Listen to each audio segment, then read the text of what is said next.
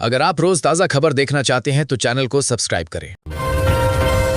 गाजीपुर घटना को लेकर सियासत तेज हो गई है। जानकारी के अनुसार समाजवादी पार्टी प्रमुख अखिलेश यादव ने योगी सरकार पर निशाना साधते हुए कहा कि प्रदेश में कानून व्यवस्था पूरी तरह कमजोर हो चुकी है। बताया जा रहा है कि उन्होंने आरोप लगाया कि महिलाओं और बेटियों के लिए यूपी में कहीं भी सुरक्षा नहीं है। दरअसल आपको बता दें, गाजीपुर में नाबालिग की मौत के बाद ये मामला गरमाया है और विपक्ष सरकार पर लगातार सवाल उठा रहा है।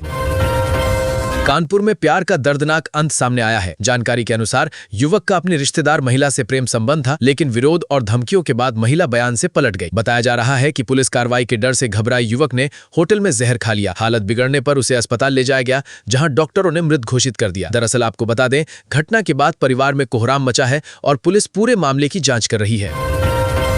मुरादाबाद में दिल दहला देने वाली वारदात सामने आई है। जानकारी के अनुसार कुंदरकी क्षेत्र में एक भाई ने घर में अकेली नाबालिग बहन की धारदार हथियार से हत्या कर दी। बताया जा रहा है कि घटना के वक्त पूरा परिवार सगाई में गया था और लौटने पर आंगन में बहन का शव मिला, जबकि आरोपी छत पर सोता मिला। दरअसल आपको बता दें, पुलिस ने आरोपी को गिरफ्तार कर लिया है और हत्या के कारणों की जांच जारी है। यूपी में पंचायत चुनाव और कार्यकाल बढ़ाने को लेकर बड़ा बयान सामने आया है। जानकारी के अनुसार पंचायती राज मंत्री ओम प्रकाश राजभर ने कहा कि पंचायत चुनाव हाईकोर्ट के निर्देशों के अनुसार कराए जाएंगे। बताया जा रहा है कि अगर समय पर चुनाव नहीं हो पाते तो प्रशासक नियुक्त किए जा सकते हैं या कार्यकाल बढ़ाने का फैसला लिया जाएगा। दरअसल आपको बता दें, सरकार कोर्ट के आदेश के आधार पर ही आगे की कार्रवाई करेगी, जिससे स्थिति स्पष्ट होगी। कानपुर के खागा में पुलिस विभाग में बड़ी कार्रवाई हुई है। जानकारी के अनुसार दुष्कर्म के मामले में लापरवाही बरतने पर खागा कोतवाल को लाइन हाजिर कर दिया गया है। बताया जा रहा है कि पीड़िता की शिकायत पर समय पर कार्रवाई नहीं की गई और उसे 2 दिन तक टालते रहे। दरअसल आपको बता दें, इस मामले में आरोपी युवक ने साथियों के साथ वारदात को अंजाम दिया था, जिसके बाद विभाग ने सख्त कदम उठाया है। बागपत में जमीन विवाद ने खौफनाक रूप ले लिया। जानकारी के अनुसार बंटवारे और प्लॉट के विवाद में बड़े भाई ने अपने साथियों के साथ मिलकर छोटे भाई की लाठी डंडों से पीट कर हत्या कर दी। बताया जा रहा है कि मृतक को बचाने आई उसकी बेटी के साथ भी मारपीट की गई, लेकिन हमलावरों का दिल नहीं पसीजा। दरअसल आपको बता दें, पुलिस ने मुख्य आरोपी को गिरफ्तार कर लिया है और 6 लोगों के खिलाफ मामला दर्ज कर जांच शुरू कर दी है। बुलंदशहर ट्रिपल मर्डर केस ने पुलिस व्यवस्था पर गंभीर सवाल खड़े कर दिए हैं। जानकारी के अनुसार खुर्जा के एक जिम में 7 महीने में 3 बड़े विवाद हो चुके थे, लेकिन पुलिस ने समय रहते सख्ती नहीं दिखाई। बताया जा रहा है कि जन्मदिन पार्टी के दौरान मामूली विवाद हिंसा में बदल गया और ताबड़तोड़ फायरिंग में 3 लोगों की जान चली गई। दरअसल आपको बता दें, घटना पुलिस चौकी से महज 800 मीटर दूर हुई, जिससे लापरवाही को लेकर कई सवाल उठ रहे हैं। पश्चिम बंगाल चुनाव 2026 के बीच प्रधानमंत्री नरेंद्र मोदी ने बड़ी रैली में पूर्वी भारत के विकास को लेकर संदेश दिया है। जानकारी के अनुसार उन्होंने कहा कि अंग बंग और कलिंग क्षेत्र मिलकर पूर्वी भारत को देश की तरक्की का इंजन बना सकते हैं। बताया जा रहा है कि मोदी ने बंगाल चुनाव को पूरे पूर्वी भारत के भविष्य से जोड़ा और विकास को मुख्य मुद्दा बताया। दरअसल आपको बता दें, उन्होंने मजबूत बंगाल को विकसित भारत की दिशा में अहम कदम बताया है और लोगों से समर्थन मांगा है। मुरादाबाद में भीषण गर्मी का असर अब लोगों की सेहत पर साफ दिखने लगा है। जानकारी के अनुसार जिला अस्पताल में रोजाना डायरिया, बुखार और हीट स्ट्रोक के 30 से ज्यादा मरीज भर्ती हो रहे हैं। बताया जा रहा है कि बढ़ते तापमान के कारण बच्चों से लेकर बुजुर्ग तक प्रभावित हो रहे हैं और उल्टी दस्त के मामले तेजी से बढ़े हैं। दरअसल आपको बता दें, डॉक्टरों ने लोगों को दोपहर में बाहर ना निकलने और ज्यादा पानी पीने की सलाह दी है। पाकिस्तान के बलूचिस्तान में सुरक्षा हालात को लेकर बड़ा अपडेट सामने आया है। जानकारी के अनुसार बलूच लिबरेशन आर्मी ने 15 से 25 अप्रैल के बीच 27 हमलों की जिम्मेदारी ली है। बताया जा रहा है कि इन हमलों में पाकिस्तानी सुरक्षा बलों को निशाना बनाया गया और कई सैनिकों के मारे जाने का दावा किया गया है। दरअसल आपको बता दें, लगातार बढ़ती हिंसा से इलाके में तनाव बढ़ गया है और इसे सुरक्षा के लिए बड़ा खतरा माना जा रहा है। देश की राजनीति में बड़ा घटनाक्रम सामने आया है। जानकारी के अनुसार राघव चड्ढा समेत आम आदमी पार्टी के कई राज्यसभा सांसदों ने बीजेपी में शामिल होकर बड़ा झटका दिया है। बताया जा रहा है कि करीब 7 सांसदों ने मिलकर पार्टी छोड़ते हुए बीजेपी में विलय का दावा किया, जिससे राज्यसभा में बीजेपी की ताकत बढ़ गई। दरअसल आपको बता दें, इस कदम को लेकर विपक्ष में हड़कंप है और इसे बड़े राजनीतिक बदलाव के रूप में देखा जा रहा है। बिहार की राजनीति में तेजस्वी यादव का बड़ा बयान सामने आया है। जानकारी के अनुसार उन्होंने एनडीए सरकार पर निशाना साधते हुए कहा कि राज्य का खजाना खाली हो गया है और बिहार की महिलाओं के साथ धोखा हुआ है। बताया जा रहा है कि उन्होंने आरोप लगाया कि महिलाओं को आर्थिक मदद के नाम पर गुमराह किया जा रहा है और ये सिर्फ चुनावी रणनीति का हिस्सा है। दरअसल आपको बता दें, इस बयान के बाद राज्य की राजनीति में आरोप प्रत्यारोप तेज हो गए हैं और मुद्दा गर्मा गया है। एटा में दिन दहाड़े बड़ी लूट की वारदात सामने आई है। जानकारी के अनुसार बीज व्यापारी का कर्मचारी बैंक में 10 लाख रुपए जमा करने जा रहा था, तभी बाइक सवार 3 बदमाशों ने उसे रोक लिया। बताया जा रहा है कि बदमाशों में एक युवती भी शामिल थीं, जिन्होंने तमंचा दिखाकर कैश से भरा बैग लूट लिया और मौके से फरार हो गए। दरअसल आपको बता दें, पुलिस ने मामला दर्ज कर लिया है और सीसीटीवी फुटेज के आधार पर आरोपियों की तलाश जारी है। पश्चिम बंगाल चुनाव 2026 के बीच प्रधानमंत्री नरेंद्र मोदी का बड़ा बयान सामने आया है। जानकारी के अनुसार उन्होंने रैली में कहा कि भारत का विकास पूर्वी भारत के विकास के बिना अधूरा है और अंग बंग कलिंग को देश की तरक्की के 3 मजबूत स्तंभ बताया। बताया जा रहा है कि उन्होंने बंगाल चुनाव को पूरे पूर्वी भारत के भविष्य से जोड़ा। दरअसल आपको बता दें, मोदी ने दावा किया कि मजबूत बंगाल ही विकसित भारत की दिशा तय करेगा। सोमालिया के तट पर समुद्री सुरक्षा को लेकर बड़ा खतरा सामने आया है। जानकारी के अनुसार सोमालिया के गाराकाड इलाके के पास एक कार्गो जहाज को समुद्री डाकुओं ने हाईजैक कर लिया और उसे अपने नियंत्रण में लेकर समुद्री क्षेत्र की ओर मोड़ दिया। बताया जा रहा है कि ये एक हफ्ते में दूसरी ऐसी घटना है जिससे समुद्री रास्तों की सुरक्षा पर सवाल उठे हैं। दरअसल आपको बता दें, अधिकारियों ने जहाज़ों को सतर्क रहने की सलाह दी है और पूरे मामले की जांच जारी है। अमेरिका में व्हाइट हाउस कॉरेस्पॉन्डेंस डिनर के दौरान फायरिंग की घटना ने सनसनी फैला दी। जानकारी के अनुसार एक हथियारबंद व्यक्ति सुरक्षा घेरा तोड़ते हुए अंदर घुसने की कोशिश में गोलीबारी करने लगा, जिससे अफरा तफरी मच गई। बताया जा रहा है कि आरोपी ने प्रशासन से जुड़े लोगों को निशाना बनाने की योजना बनाई थी और उसे मौके पर ही गिरफ्तार कर लिया गया।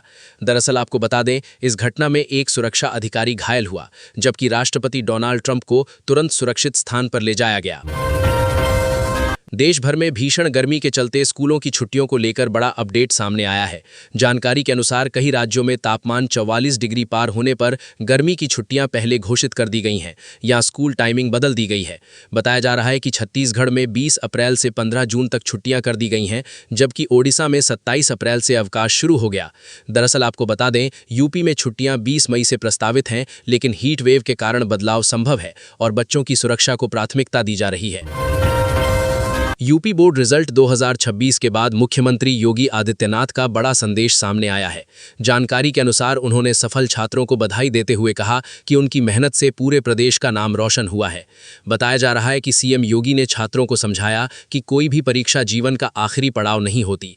दरअसल आपको बता दें, उन्होंने अभिभावकों से भी अपील की कि वे बच्चों पर दबाव न डालें, बल्कि उन्हें समझें और आगे बढ़ने के लिए प्रेरित करें। झारखंड शिक्षक भर्ती से जुड़ा JTET 2026 को लेकर बड़ा अपडेट सामने आया है। जानकारी के अनुसार झारखंड एकेडमिक काउंसिल ने नोटिफिकेशन जारी कर दिया है और ऑनलाइन आवेदन 21 अप्रैल से 21 मई 2026 तक भरे जा सकते हैं। बताया जा रहा है कि ये परीक्षा कक्षा 1 से 8 तक शिक्षक बनने के लिए ज़रूरी पात्रता परीक्षा है। न्यूनतम उम्र 21 साल रखी गई है और परीक्षा अगस्त-सितंबर में होने की संभावना है। दक्षिणी लेबनान में हालात तनावपूर्ण होते जा रहे हैं। जानकारी के अनुसार इजरायल की ओर से हमलों की चेतावनी के बाद हजारों लोग अपने घर छोड़कर सुरक्षित स्थानों की ओर भागने लगे हैं। बताया जा रहा है कि कई इलाकों को खाली करने के आदेश दिए गए, जिससे सड़कों पर भारी भीड़ और अफरा तफरी का माहौल बन गया। दरअसल आपको बता दें, लगातार हमलों और तनाव के चलते ये स्थिति बड़े मानवीय संकट में बदलती जा रही है। उत्तर कोरिया से जुड़ी बड़ी खबर सामने आई है। जानकारी के अनुसार उत्तर कोरिया ने रूस यूक्रेन युद्ध में मारे गए अपने सैनिकों के सम्मान में प्योंगयांग में एक स्मारक संग्रहालय खोला है। बताया जा रहा है कि रूस की मदद के लिए भेजे गए करीब 15,000 सैनिकों में हजारों के हताहत होने का अनुमान है। दरअसल आपको बता दें, इस मौके पर नेता किम जोंग उन ने रूस के साथ मजबूत सैन्य संबंध और सहयोग बढ़ाने पर जोर दिया है। दुनिया में बढ़ते खाद्य संकट को लेकर चिंताजनक रिपोर्ट सामने आई है। जानकारी के अनुसार ग्लोबल फूड क्राइसिस रिपोर्ट में अफगानिस्तान को सबसे ज्यादा प्रभावित देशों में शामिल किया गया है, जहां लाखों लोग भुखमरी का सामना कर रहे हैं। बताया जा रहा है कि करीब 17 मिलियन से ज्यादा लोग गंभीर खाद्य संकट से जूझ रहे हैं। दरअसल आपको बता दें, युद्ध, गरीबी, सूखा और घटती अंतर्राष्ट्रीय मदद के कारण हालात लगातार खराब होते जा रहे हैं। मध्य पूर्व में तनाव एक बार फिर बढ़ता नजर आ रहा है। जानकारी के अनुसार इजरायल ने दक्षिणी लेबनान में हिजबुल्लाह के ठिकानों पर कई हमले किए, जिसमें कई लोगों की मौत की खबर है। बताया जा रहा है कि ये कार्रवाई सीज फायर के बावजूद की गई, जबकि हिजबुल्लाह की ओर से भी रॉकेट हमले किए गए हैं। दरअसल आपको बता दें, दोनों पक्ष एक दूसरे पर समझौता तोड़ने का आरोप लगा रहे हैं, जिससे हालात और बिगड़ते जा रहे हैं। माली में सुरक्षा हालात को लेकर बड़ी घटना सामने आई है। जानकारी के अनुसार देश के रक्षा मंत्री सादियो कामारा की समन्वित हमलों के दौरान हत्या कर दी गई। हमलावरों ने उनके घर को निशाना बनाया जहां यह हमला हुआ। बताया जा रहा है कि ये हमले अलग अलग जगहों पर एक साथ किए गए, जिनमें आतंकी और विद्रोही समूह शामिल थे। दरअसल आपको बता दें, इस घटना को माली की सैन्य सरकार के लिए बड़ा झटका माना जा रहा है और हालात काफी तनावपूर्ण हैं। यूक्रेन में रूस के ताजा हमलों ने एक बार फिर हालात बिगाड़ दिए हैं। जानकारी के अनुसार रात भर हुए हमलों में 5 लोगों की मौत हो गई, जबकि 30 से अधिक लोग घायल हुए हैं। बताया जा रहा है कि रूस ने ड्रोन और मिसाइलों से यूक्रेन के कई शहरों को निशाना बनाया, जिसमें डिनीप्रो सबसे ज्यादा प्रभावित रहा। दरअसल आपको बता दें, हमलों में रिहायशी इमारतों और बुनियादी ढांचे को नुकसान पहुंचा है, जिससे हालात और गंभीर हो गए हैं। रूस और अमेरिका के बीच बयानबाजी तेज होती नजर आ रही है। जानकारी के अनुसार रूस के विदेश मंत्री सर्गेई लावरोव ने आरोप लगाया है कि अमेरिका के ईरान और वेनेजुएला में सैन्य हस्तक्षेप तेल हितों से प्रेरित है। बताया जा रहा है कि उन्होंने कहा, अमेरिका संसाधन संपन्न देशों पर नियंत्रण के लिए सख्त कदम उठाता है। दरअसल आपको बता दें, लावरोव के इस बयान के बाद वैश्विक राजनीति में तनाव और बढ़ने के संकेत मिल रहे हैं। महोबा में बीजेपी के अंदर बड़ा विवाद सामने आया है। जानकारी के अनुसार पार्टी की पूर्व जिला मंत्री दीपाली तिवारी ने जिला अध्यक्ष मोहनलाल कुशवाहा पर पद के बदले गलत व्यवहार और दबाव बनाने के गंभीर आरोप लगाए हैं। आरोप न मानने पर धमकी देने की भी बात कही गई है और मामला एसपी ऑफिस तक पहुंच गया है। दरअसल आपको बता दें, जिला अध्यक्ष ने सभी आरोपों को सिरे से खारिज करते हुए इसे साजिश बताया है और अब मामला जांच के दायरे में आ गया है। फर्रुखाबाद में भीषण सड़क हादसा सामने आया है। जानकारी के अनुसार बरेली इटावा हाईवे पर डंपर ने ऑटो को टक्कर मार दी, जिसमें 3 लोगों की मौके पर ही मौत हो गई और 6 अन्य गंभीर रूप से घायल हो गए। बताया जा रहा है कि टक्कर इतनी जोरदार थी कि ऑटो पूरी तरह क्षतिग्रस्त हो गया और उसमें सवार लोग बुरी तरह फंस गए। दरअसल आपको बता दें, घायलों को अस्पताल में भर्ती कराया गया है, जबकि पुलिस ने मामला दर्ज कर जांच शुरू कर दी है। बरेली में पुलिस विभाग में बड़ी कार्रवाई सामने आई है। जानकारी के अनुसार एसएसपी अनुराग आर्य ने दुष्कर्म के एक मामले में लापरवाही बरतने पर 2 दरोगा समेत 3 पुलिसकर्मियों को निलंबित कर दिया है। बताया जा रहा है कि इन पर केस में धाराओं में हेरफेर और जांच में मनमानी करने के गंभीर आरोप लगे हैं।